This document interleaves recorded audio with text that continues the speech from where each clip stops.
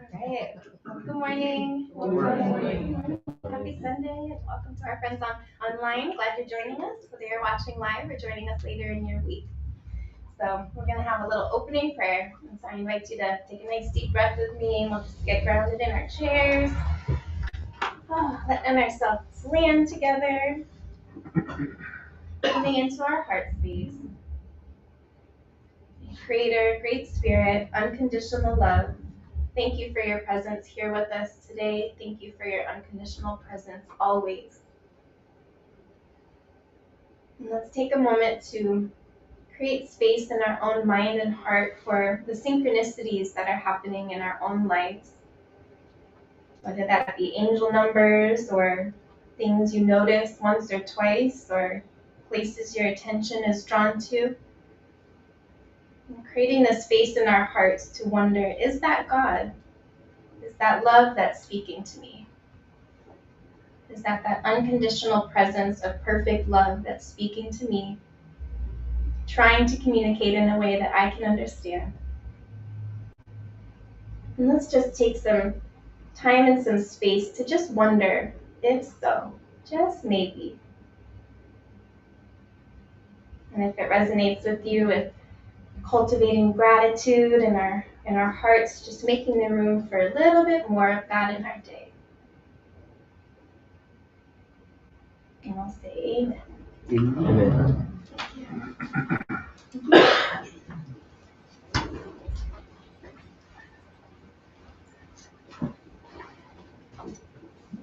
I even have a special cane for the occasion. Fancy.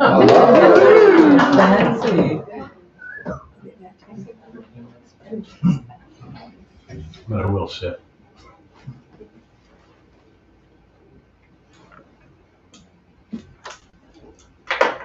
I'm going to talk about synchronicities. And in doing so, I'm going to do two things. Show you how they work and show you something Reverend Jay was always pounding into our heads. The first 21 years of your life are your formative years. Those are the years when you get older than that, your behavior is because of what you had back then. And I'm going to start off now with the world according to Dick. What does synchronicity mean? Why do things happen, good or bad? And we experience life 1 second at a time, so how can one thing affect another? If your focus and attitude are no good deed goes unpunished, you get crap. If you think everything is rosy, you get beautiful bouquets of roses.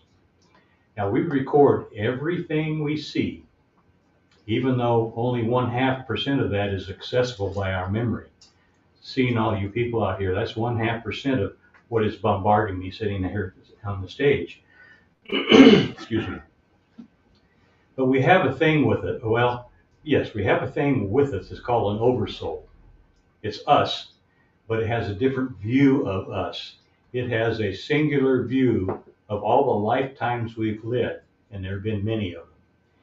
And that guy is in charge of whether you get crap or whether you get a bouquet of roses. And this is all into synchronicity. He can kick it so you get something you don't want or something you do. So now let's start and see how I survived to get to here. The window, excuse me, the window of my life I'm going to story here is from 1956 to 1967.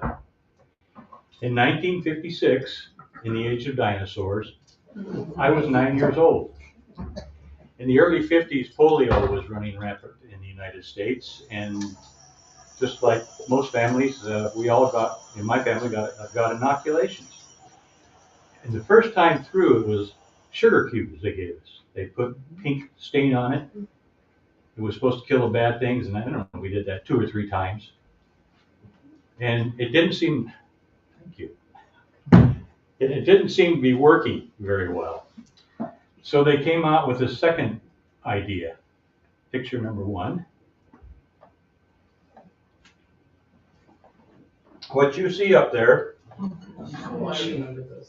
Should be, The mode of memories. I can't see it, but it should be the pneumatic inoculation guns. I can remember standing out in the courtyard of my grade school. I looked back and there was 100, 150 kids behind me, boys and girls, tall, small, all lined up to go through the line. And when we got up to the point, we had our left sleeve rolled up, right? And we had a nurse swab it, and the corpsman goes, bap. And it's no harder than they did that to you. It beat the heck out of the needle. Anyway, okay. That was my first, well, it generated into something else. Okay, that was in May of 1956. In August of 1956, I came down with the mumps. Wonderful disease. Most of you probably don't know about it. I do. Okay, there'll be some kindred souls there. But it progressively got worse, and to the point where my father threw me in the back seat of the car and took me to the hospital. And I don't remember anything for a little bit, but when I came to, I was informed I had mumps, polio, and encephalitis. Oh my God. And I was in picture number 2. Wow. Those things are about 3 foot in diameter, about 9 foot long. You're lying on your back, and you're looking up into a mirror so you can see who's behind you. And the thing about this was I was totally paralyzed with this problem. But even more so, when you're totally paralyzed, you can realize you still have a body and you can't make it move. I didn't have anything from the neck down. It's kind of a weird sensation. On about the 3rd day of my stay in this wonderful hotel room, I found myself in an interesting position. I was looking down at me in the iron lung. I was looking down at my parents talking to a couple of doctors. Really strange. But this is what the doctors were saying. Mr. and Mrs. Walker, your son Dickie, is going to be in the iron lung for the rest of his life, and it will not be very long. Oh. Now, I heard those words then. And as a 9-year-old, I didn't realize my spirit blocked the meaning. So I can recite the words, I remember the words, I can hear the words, but it didn't have any meaning. So, okay, life went on. So a little segue here, I can't imagine what my parents went through after that kind of wonderful information on the 3rd day on our mom. But like I said, I didn't know what the words meant. So over the next 3 weeks, or what was left of the next 3 weeks, I started working on fingers and breathing myself and just the normal things you need to have to be alive. Now, one of the things is you can't breathe when you're paralyzed, so they put a tracheotomy in you. When you're in an iron lung, that's outside of it. So as the iron lung pressurizes and vacuums, it causes your lungs to go in and out, and you breathe through the tracheotomy scar. So I had that wonderful scar on my neck, and at the end of 3 weeks, I was good to get out of the iron lung. I couldn't walk or do anything like that yet, but I could breathe on my own. However, the doctor wasn't there when they took the tracheotomy tube out, so the nurse taped it. And I healed up quite well, but it was a god-awful, ugly scar. However, along the healing way, I was good to go, and even went to school immediately after getting out of the hospital. I walked very slowly, had a weird get up in my walking as well. I could run the 100-yard dash in about 20 seconds, maybe. The secret to the rest of my life, I guess, was that I could focus on my walking so intensely that I could walk normally, and nobody would know I had a problem. But if I'm just walking and talking and chewing gum, I'm going to have a problem. Well, even though I didn't walk and run so well, I did play in Little League Baseball in 1957. And in 1957, I went to the Rose Bowl parade and marched in the band with the Pismo Beach grade school. Now, another segue here. Do you remember the things you wanted to be when you were a kid before you became an adult and had to give them up? I wanted to be a brain surgeon. Where that one came from, I don't know, but I can remember wanting to be a brain surgeon. Then I got smart. I want to be a baseball player. That's more fun. Then I realized, well, I'm too slow for that. They're going to throw me out before I get to first base anytime. So I'm going to camp and fish. I like that. Then I had to get serious. My father was a civil engineer. He built highways all over California. So whenever I look at a road map and I see I-5 and 101, I know he did something with those particular roads. So I'm going to do that. I'm going to build highways like my dad. Well, I graduated from high school and I'm 17.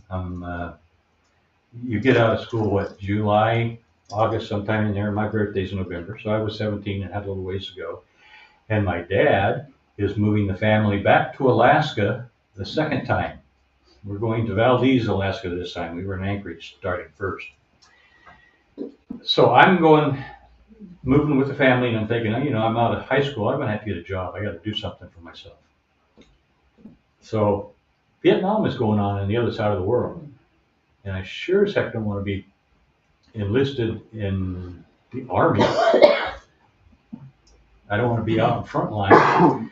So if I join the Navy, and if I join the Navy before my 18th birthday, I will get out what they call a kitty cruiser. If you join before you're 18, you got out on your 21st birthday. So I just squeaked it 3 or 4 days before my 18th birthday, and they honored that.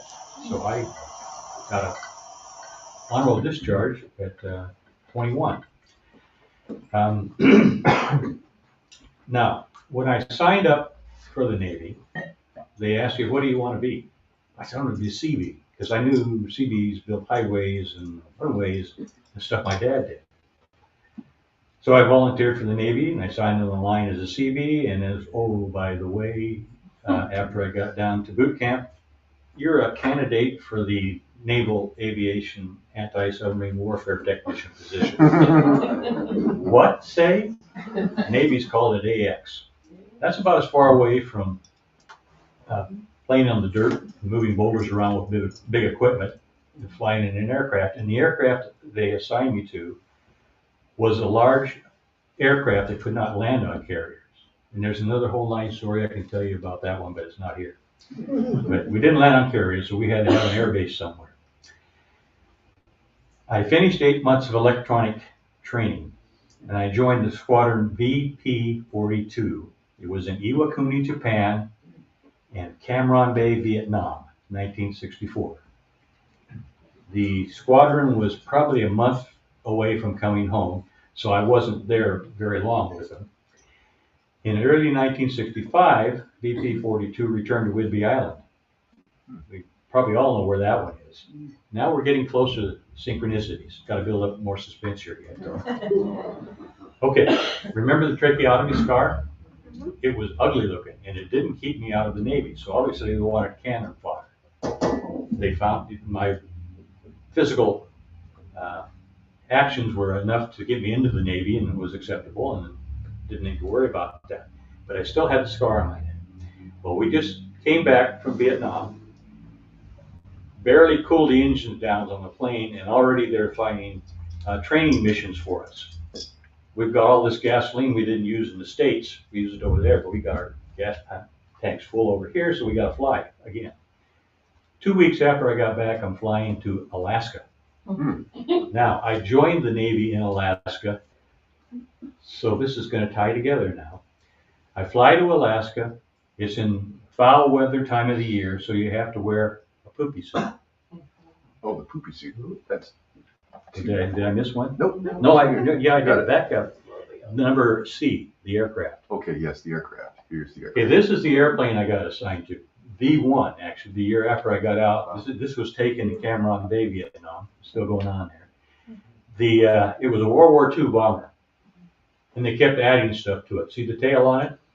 That's a MAD boom, magnetic anomaly detection. You could find a submarine with that. See the goiter on the front? That's a radar that was stronger than anything they had on the ships at that time in the ocean. And so what they were doing, they were sending this out to check the coast for junks. And we also found out later on, it's also to find out where the SAMs were if the North Vietnamese were moving them down, because you could see it far enough away, maybe you could run away. At 265 miles an hour wasn't going to happen. Fortunately, we didn't have to try either. Okay, story in here too much. Where are we going? Okay, so I had to wear a poopy suit on the mission, on the training mission up to Anchorage, or Elmendorf Air Force Base and back. And if you look at the booties on it, we're on the poopy suit. You have to get into it already dressed.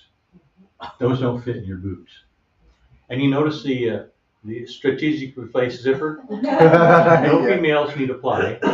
This is in the 60s. You didn't get into a combat unit. And if you can see the wrinkly thing around the neck, okay, that is like an old diver suit. You put a helmet on and this tightens around your neck so the water won't get in. Well, there's a number of things wrong with this suit, but they didn't ask any of us how to wear it. That really gave me problems with my scar. So synchronicity is coming up. The other thing with those things where you see the cuffs, those are so tight they keep the water out. Your hands turn blue and drop off though. Like I said, they didn't ask anybody how to wear one, how it worked.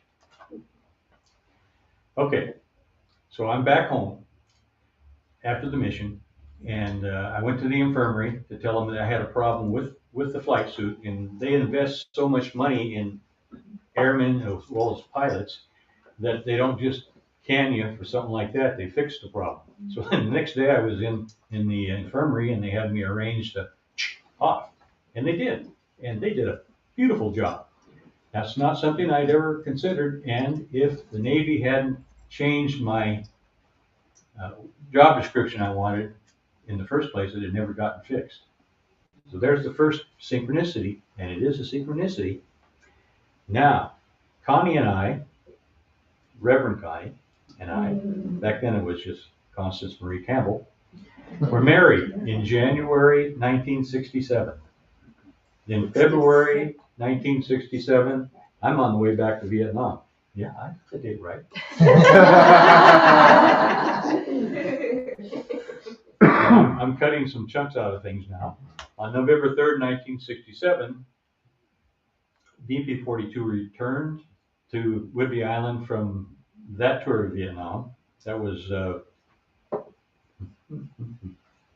can't remember our forward base. Forward base was in Tan Son Nhut, outside of Saigon.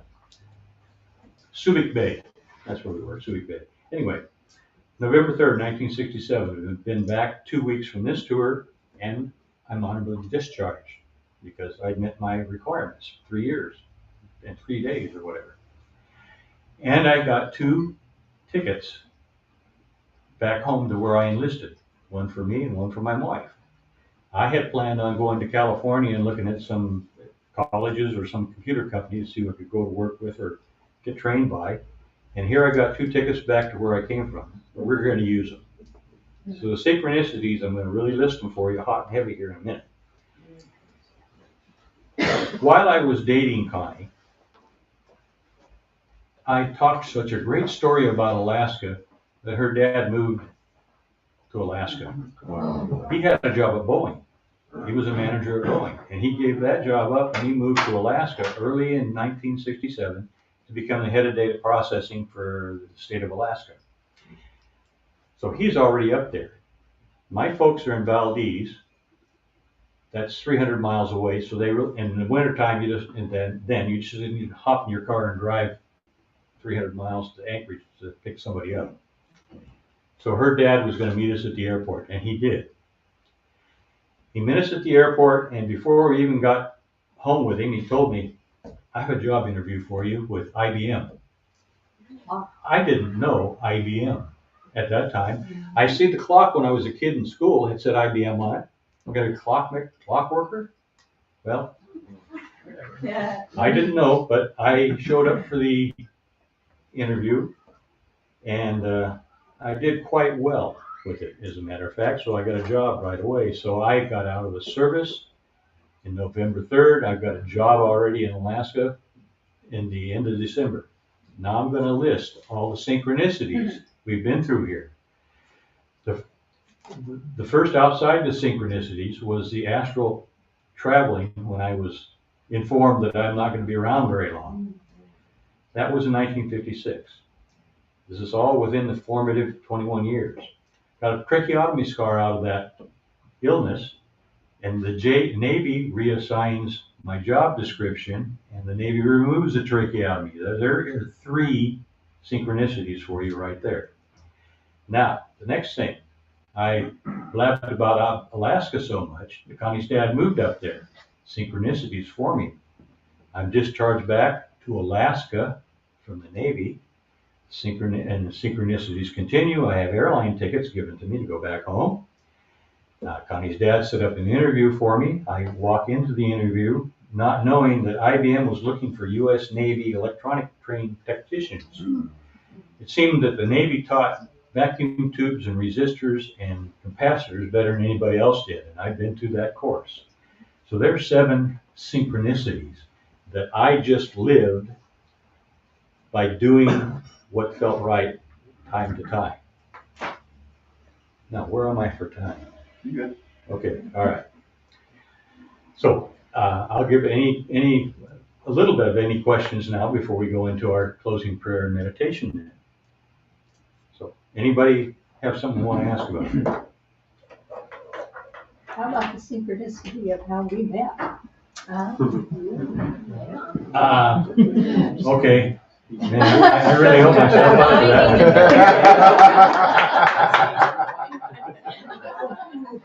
Well, as I remember, it was a blind date, but that's about all I can remember about it. Is that good enough? Okay. Anybody have a spare room for me tonight? I'll help you. Okay. Okay.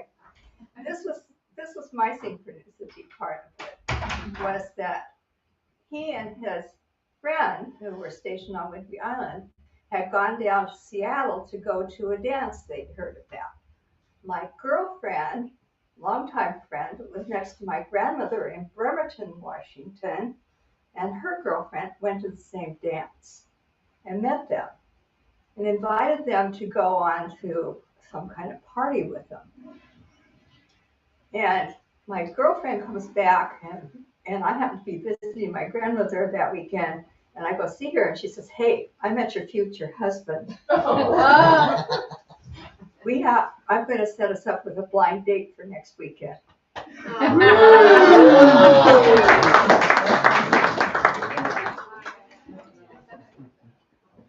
have a question for you.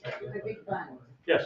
Did you know, did you feel that the synchronicities were happening while you were experiencing them? Oh, that's a good one. No, I did not. But that was the formative years. And so my thinking in general was positive about things.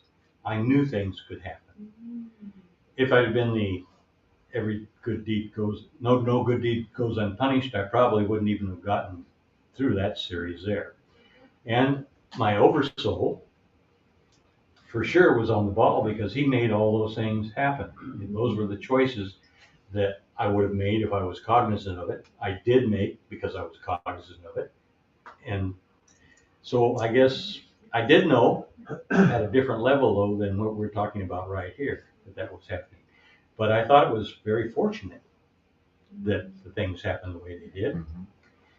And after the fact, working all those years in IBM, I learned how to use the force, if you will, before you get there. And I had most problems solved before I got there, to the point where sometimes they weren't even there anymore. Nice. Now, by the way, in IBM you had to wear white shirts. And I worked, and the vacuum tube machines were mechanical. And if you wear white shirts and wear around and are digging around in oily, greasy machines all the time, and I was, thank God for somebody else to do your laundry. Anything else? Did you and your parents ever discuss that spirit blockage you had at 9 years old versus their experience with that? No, they did not. And through one of Jay's regression sessions, that's where I got the information. I didn't think about that because it was blocked, like I said, know nothing. But when I went back with a regression, I realized as an adult what they had to be going through. So I didn't know if I answered your question there or not. I didn't know. You never discussed it with them at all, even like 20 years later or anything like that? No. I think he's asking about the out-of-body part, aren't you? No, I just wondered if your parents ever said, we thought you were gonna die, and like Oh. you didn't, and things like that, if that was ever brought up or not. Well, I think they thought that I was going to die, but I was blocked from that particular emotion from it. And being a 9-year-old, I didn't understand what death was anyway, and I wasn't even looking at that. I was just looking at getting in touch with my fingers and toes and things that they were thinking I couldn't do, and I didn't let that stop me. So. And we're glad. Yeah. Thank you. Thank you. Okay, let's go into the reverse closing prayer and meditation. Got a chance to change my glasses again here.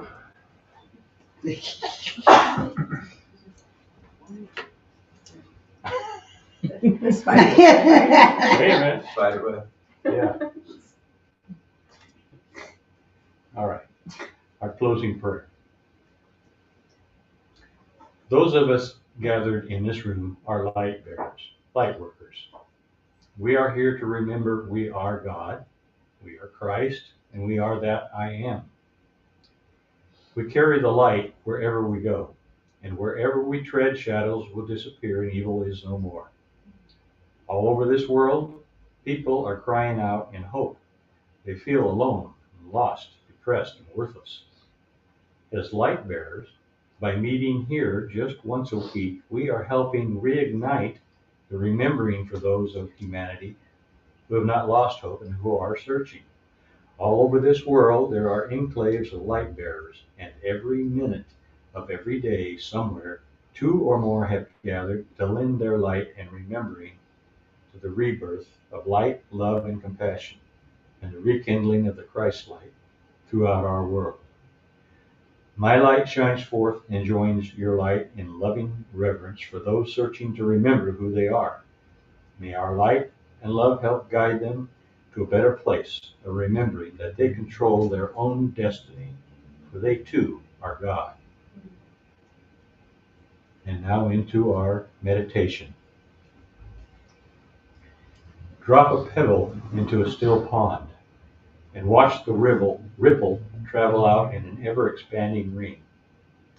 Thoughts and actions are like pebbles dropped into still waters. They create ripples that spread and expand as they move outward. Everything we do and think affect the people in our lives, and their reactions in turn affect others. The impact you have on the world is greater than you could ever imagine. The choices you make have a far-reaching consequences. Every transformation, just like every ripple, has a point of origin. A new millennium is here, and a great spiritual awakening has begun. It resides within your heart. People around the world are seeking answers to the true nature of our souls, to what God has to do with our lives, to whether our small contributions can really affect great changes. The pond is our world. Your heart is the pebble. The ripple from your pebble is the love and positive intention you send out with every heartbeat. Imagine your heart creates a ripple. It beats in time with another heart and the ripple doubles, which beats in time with other hearts and the ripple grows, spreading from heart to heart with gradually increasing influence on humanity. The ripple effect is a connection between those in need and those seeking to help those in need. Each of us carries within ourselves the capacity to change the world in small ways for better or worse. We can use the ripple effect to make a positive difference and spread waves of loving kindness that will wash over our world. Each act of charity, each thoughtful deed, each positive thought can ripple from heart to heart and evoke changes in time and space, bringing heartbeats to vibrate in time. The momentum of your influence will grow as your ripple moves outward and onward, the ripple growing in size as your heart connects with another and their contribution is added. The ripple continues to grow and becomes a wave. The wave now growing in strength as more heartbeats begin to resonate together, rippling out to reach countless souls as our heartbeats vibrate in time and space. The wave created becomes a rising tide sweeping across the globe. Each choice we make causes a ripple effect in our lives. When things happen to us, it is the reaction we choose that can create the difference between the sorrows of our past and the joy in our future. Each individual must know and believe in their ability to use their heart as the pebble in the pond, to send a ripple outward in every heartbeat, to touch the lives of everyone they come in contact with, and outward to everyone those people come in contact with, and outward and outward and ever outward until the hearts of all humanity create a tide that will raise the level of consciousness on earth. I pray you this morning from my heart to your heart, be at peace this day. May your spirit be your guide, and remember, love is the pathway of the light worker. Amen.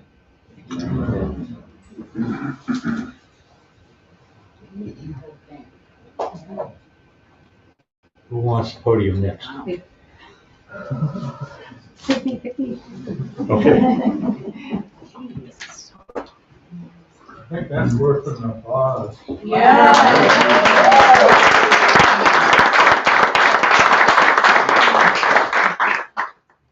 job. Quite a story you've come through. It's a good one. Thank you for sharing it.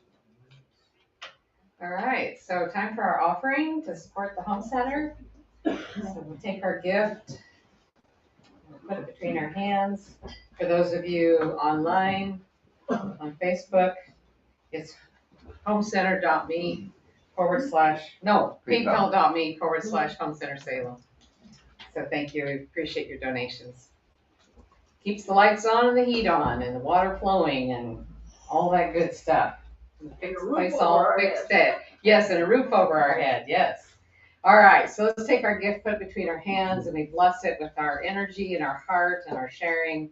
And we're so grateful that we have it to share and to support the home center, and the home center receives it gratefully and blesses it, sending back out into the flow of the universe. And we see it coming back to you multiplied 100 times and blessing you with all of your wants, needs, and desires that are going to serve your highest and your greatest good. And let that be your trip. Amen.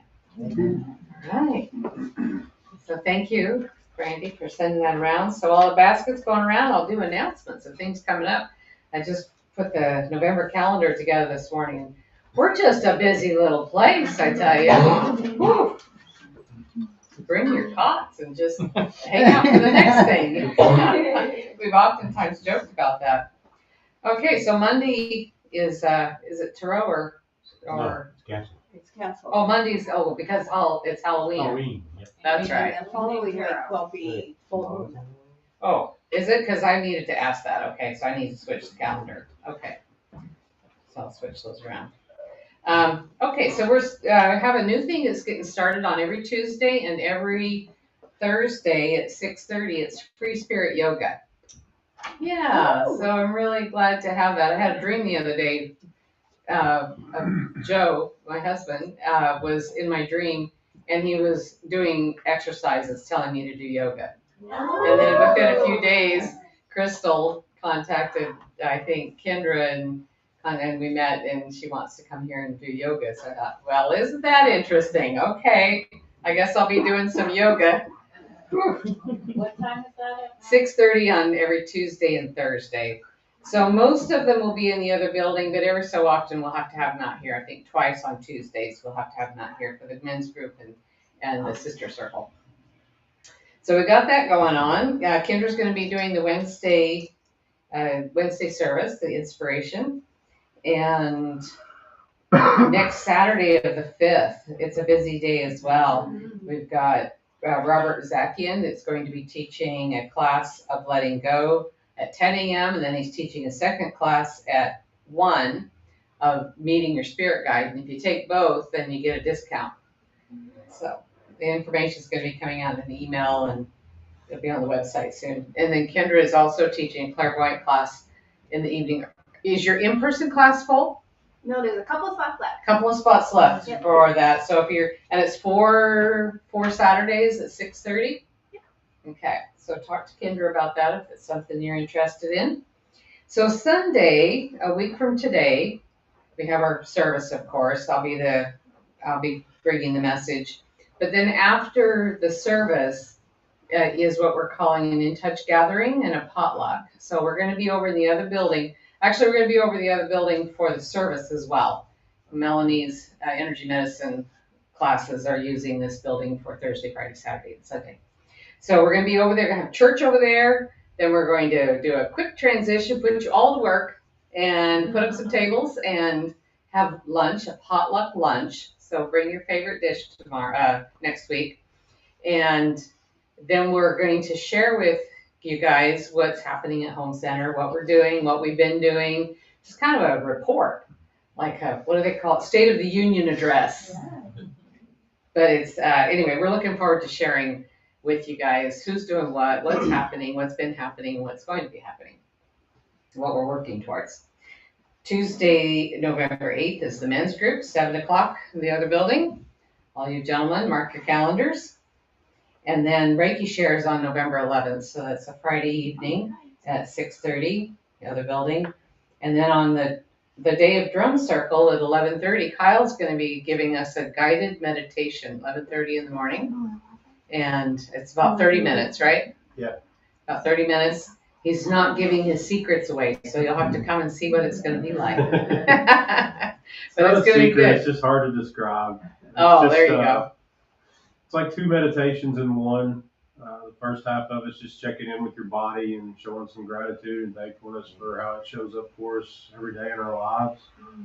And then just the second half is more of a spiritual check-in with your future self. So it's 2 meditations that one of my original mentors taught me. And I just kind of combined my own version into one. So Nice. Nice. That sounds good. Sounds really lovely. Then that'll be followed at 1 o'clock by Drum Circle. Yesterday we made 13 new drums in that workshop. Yes. We actually have 14 because I went home and made the extra one. So we have 14 new drums coming into the world yesterday. That was fun. Yeah. So everybody did so good. And the drums are so beautiful. It was great. And then what is next? There's something else. Oh, so Marla, our animal communication person, is going to be here on the 17th of November, and she's going to be talking about preparing your pets for the holidays. For company coming in, sometimes decorations can be scary and all the noise and all the fluff and muss that happens around the holidays. Sometimes it can be a little traumatic for our pets and our animals. And then if you bring a picture of your animal and if you want to have a chance for a message, she will draw some pets' names out of the hat. You put your pet name in there, and whatever time she has, she'll give some readings for your animals. So that'll be fun too.